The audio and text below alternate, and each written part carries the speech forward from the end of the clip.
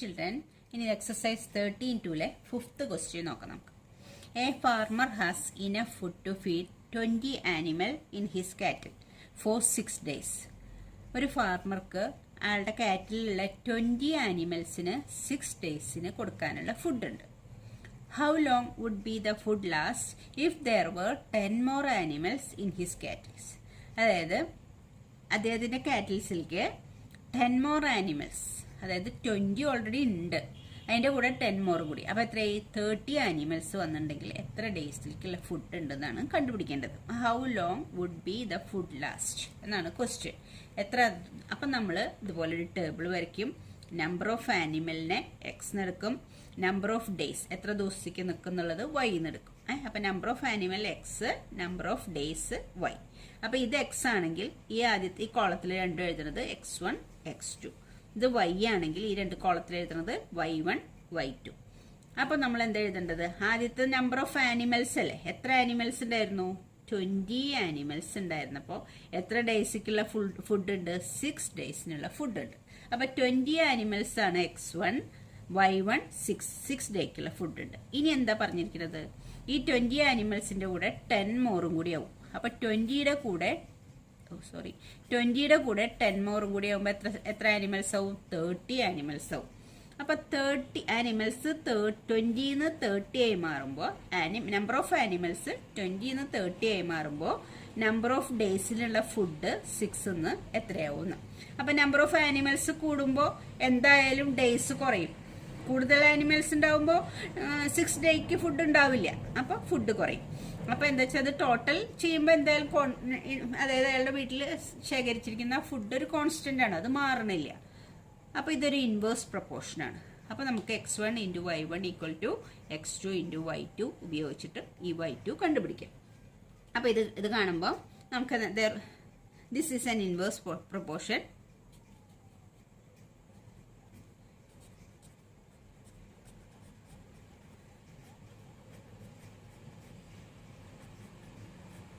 This is ഒരു inverse proportion ആണ്. അതുകൊണ്ട് നമുക്ക് എങ്ങനെ എഴുതാം? therefore x1 × y1 എഴുതുന്നതിന് പകരം ഇതാണ് നമ്മൾ ആദ്യം എഴുതുന്നത്. x2 × y2 = x1 × y1. അപ്പൊ നമുക്ക് വാല്യൂ സബ്സ്റ്റിറ്റ്യൂട്ട് ചെയ്യാം. x1 y1ന്റെ വാല്യൂ 26, അതായത് x1 20 × y1 6.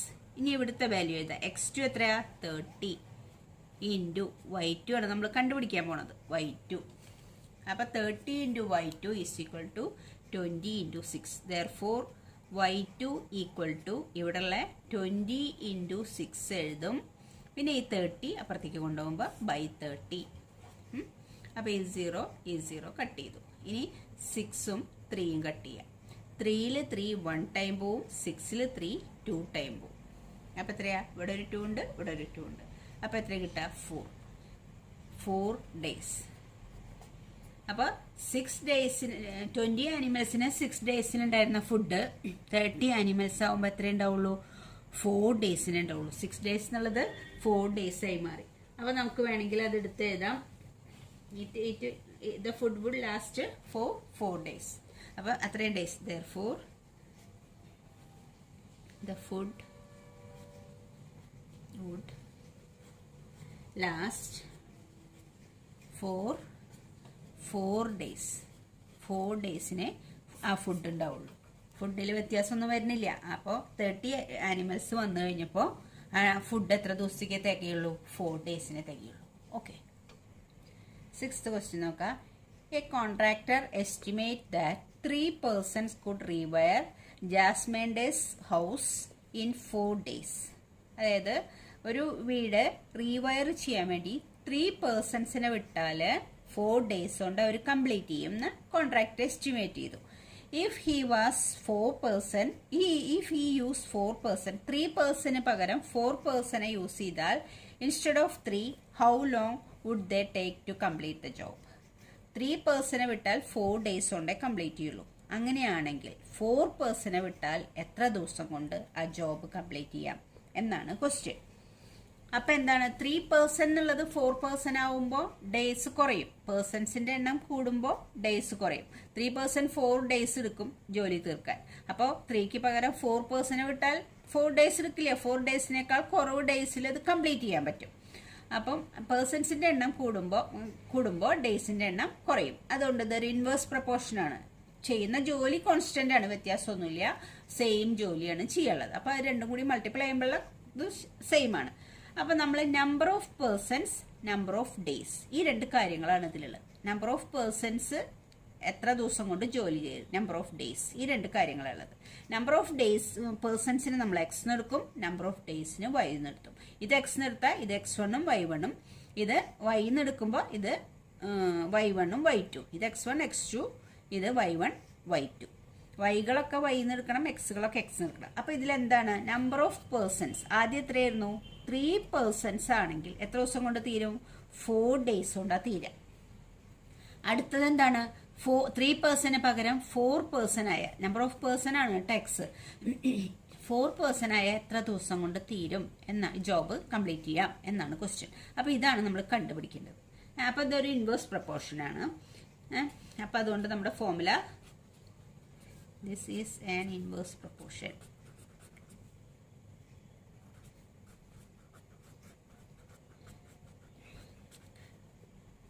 ഇത് ഇൻവേഴ്സ് പ്രൊപ്പോർഷൻ ആണ്. ഇത് കണ്ടപ്പോൾ മനസ്സിലായി. അപ്പൊ നമ്മുടെ ഫോർമുല എന്താണ്? x2 y2 equal to x1 y1. അപ്പോൾ x2 ഏതാണ്? 4. y2 അറിയില്ല. x2 എന്ന് പറഞ്ഞാൽ 4 ആണ്. Into y2 equal to x1 y1. x1 3 ആണ്. ഇൻറ്റു y1 4 ആണ്. അപ്പോൾ y2 ഈക്വൽ ടു ഇവിടെയുള്ള 3 ഇൻറ്റു 4 ആദ്യം എഴുതുക. ഡിവൈഡഡ് ബൈ ഇവിടുന്ന് കൊണ്ടുവരുന്ന 4 ഇവിടെ എഴുതുക. അപ്പൊ ഈ 4ഉം ഈ 4ഉം കട്ട് ചെയ്ത് പോയി. അപ്പൊ എത്ര കിട്ടി? 3. ഇതെന്താണ്? ഡേയ്സ് ആണ്, നമ്പർ ഓഫ് ഡേയ്സ് ആണ്. അപ്പൊ 3 ഡേയ്സ്. അപ്പൊ 4% വിട്ടാൽ എത്ര ഡേയ്സ് കൊണ്ട് അവർ കംപ്ലീറ്റ് ചെയ്യും? 3 ഡേയ്സ് കൊണ്ട് കംപ്ലീറ്റ് ചെയ്യും. അപ്പൊ നമുക്ക് y2 എന്ന് പറയുന്നത് 3 ഡേയ്സ് എന്ന് പറയുന്നത്. ഇവിടെ y2 എന്താണ്? therefore they would take 3 days to complete job. Therefore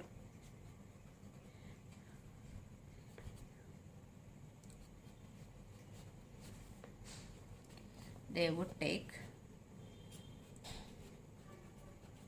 3 days. They would take 3 days to complete the job.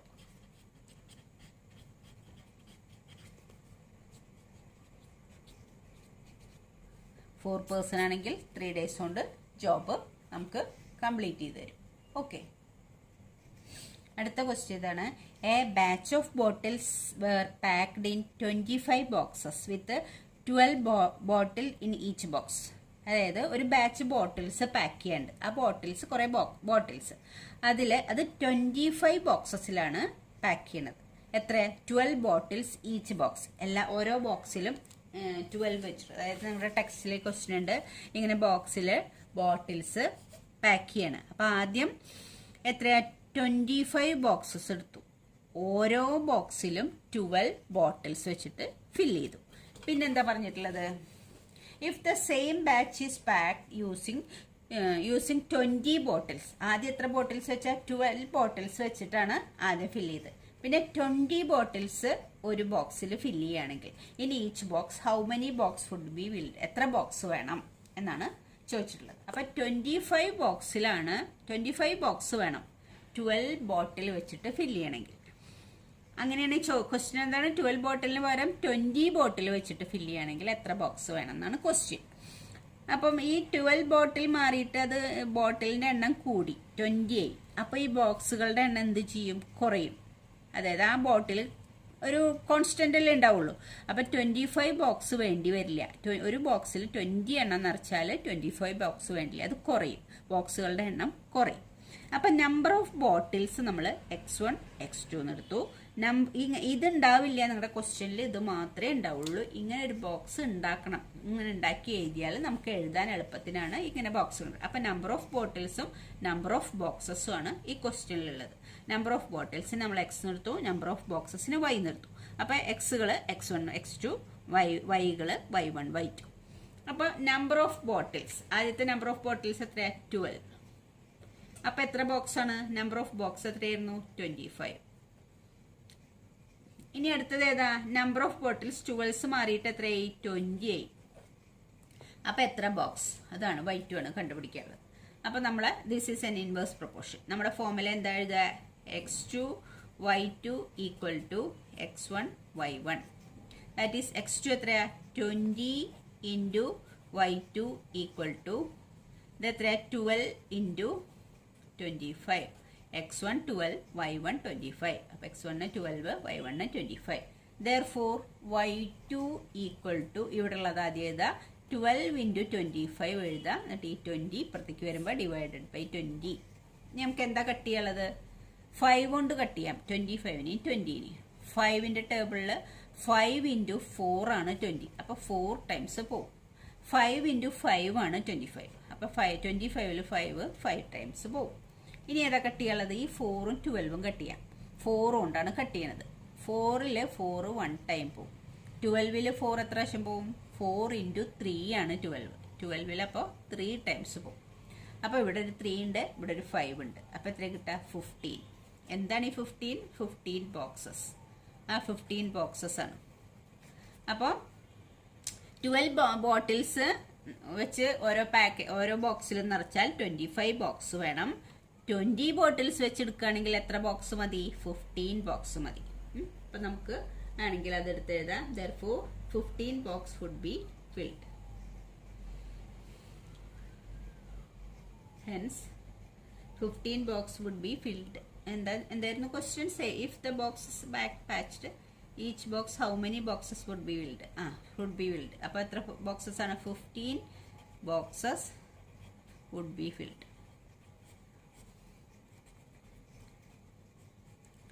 15 boxes ആണ് അത് ഫില്ല് ചെയ്യാൻ വേണ്ടത്. ഓക്കെ. അപ്പോൾ 8th ക്വസ്റ്റ്യൻ നോക്കാം. A factory requires 42 machines to produce a given number of articles in 63 days. ഒരു given number of articles അവർക്ക് ഉണ്ടാക്കണം. എന്താണെന്നൊന്നും പറഞ്ഞിട്ടില്ല. അപ്പോൾ 42 മെഷീൻസ് വേണം. മെഷീൻസ് കൊണ്ട് 63 ഡേയ്സ് വർക്ക് ചെയ്താലേ അത്രയും ആർട്ടിക്കിൾസ് ഉണ്ടാക്കാൻ പറ്റുള്ളൂ. ആർട്ടിക്കിൾസ് എത്രയാണെന്നൊന്നും അറിയില്ല. 42 മെഷീൻ 63 ഡേയ്സ് വർക്ക് ചെയ്താലേ ആ ആർട്ടിക്കിൾസ് ഉണ്ടാക്കാൻ പറ്റുള്ളൂ. അപ്പോൾ how many machine would be required to produce the same number of articles in 54 days. 63 days കൊണ്ടാണ് 42 മെഷീൻസ് വർക്ക് ചെയ്താൽ ആ ആർട്ടിക്കിൾസ് ശരിയാവുക. അങ്ങനെയാണെങ്കിൽ 63 ഡേയ്സ് മാറിയിട്ട് 54 ഡേയ്സിൽ ഇത്രയും ആർട്ടിക്കിൾസ് പ്രൊഡ്യൂസ് ചെയ്യണമെങ്കിൽ എത്ര മെഷീൻസ് വേണം എന്നാണ് question. How many machines should be required എന്നാണ് ക്വസ്റ്റ്യൻ. അപ്പോൾ നമ്മുടെ നമ്പർ ഓഫ് മെഷീൻസും നമ്പർ ഓഫ് ഡേയ്സും ആണ് ഇവിടുത്തെ എക്സും വൈയും. അപ്പോൾ നമ്പർ ഓഫ് മെഷീൻസ് എക്സും നമ്പർ ഓഫ് ഡേയ്സ് വൈയും. അപ്പോൾ ഇത് x1 x2 y1 y2. അപ്പോൾ നമ്പർ ഓഫ് മെഷീൻസ് 42. 42 ആണെങ്കിൽ ഡേയ്സ് എത്രയാ? 63. 42 മെഷീൻ ആണെങ്കിൽ 63 ഡേയ്സ് ആവും. പിന്നെ അടുത്ത ക്വസ്റ്റ്യൻ എന്താണ് പറഞ്ഞിട്ടുള്ളത്? 54 ഡേയ്സ് ആണെങ്കിൽ ഡേയ്സ് ആണ് തന്നിട്ടുള്ളത്. 54 എന്നുള്ളത് ഡേയ്സ് ആണ് തന്നിട്ടുള്ളത്. 63 ഡേയ്സ് പോലെ 54 ഡേയ്സിൽ ആവണമെങ്കിൽ എത്ര മെഷീൻ വേണം? മെഷീൻ ആണ് കണ്ടുപിടിക്കേണ്ടത്. അപ്പോൾ നമ്മുടെ ദിസ് ഈസ് ഇൻവേഴ്സ് പ്രൊപ്പോർഷൻ. അപ്പോൾ നമ്മൾക്ക് എന്ത് എഴുതാം? x2 y2 equal to x1 y1. അപ്പോൾ സബ്സ്റ്റിറ്റ്യൂട്ട് ചെയ്യാം. x2 ഏതാ? x2 അറിയില്ല, y2 ആണ് അറിയുന്നത്. x2 into 54 equal to 42 into 63. x1 42 y1 63. 42 into 63. therefore x2 equal to 42 into 63 divided by 54 ഇങ്ങോട്ട് വരുമ്പോൾ ഡിവൈഡഡ് ബൈ 54. അപ്പോൾ നമുക്കിത് എന്തുകൊണ്ടാണ് കട്ട് ചെയ്യുക? 6 കൊണ്ട് കട്ട് ചെയ്യാം. 6 കട്ട് ചെയ്യുമ്പോൾ എത്ര കിട്ടും? 6 ഇൻറ്റു എത്രയാ? 54. 6 ഇൻറ്റു 9. 6 അതായത് 6ന്റെ ടേബിളിൽ 6 ഇൻറ്റു 9 ആണ് 54. 6 ഇൻറ്റു 7 ആണ് 42. അപ്പോൾ 42ൽ 6 7 പ്രാവശ്യം പോവും. 54ൽ 6 9 ടൈംസ് പോവും. ഇനി ഈ 9ഉം 63 നമുക്ക് വിട്ടാം. 9ന്റെ ടേബിളിൽ 9 ഇൻറ്റു 9ൽ 9 1 ടൈം. 63ൽ 9 ഇൻറ്റു 7 ആണ് 63. 9 ഇൻറ്റു 7 63. അപ്പോൾ ഇനി ബാക്കി എന്താ ഉള്ളത്? ഇവിടെ ഒരു 7, ഇവിടെ ഒരു 7. 7 ഇൻറ്റു 7 എത്രയാ? 49. എന്താണ് ഈ X2 മെഷീൻസ്? അപ്പോൾ അത്ര 49 മെഷീൻസ് ആണ് ആവശ്യം. അപ്പോൾ X2 എന്ന് പറയുന്നത് 49. ദെർഫോർ എന്താണ് വേണ്ടത്? 49 മെഷീൻസ് would be required.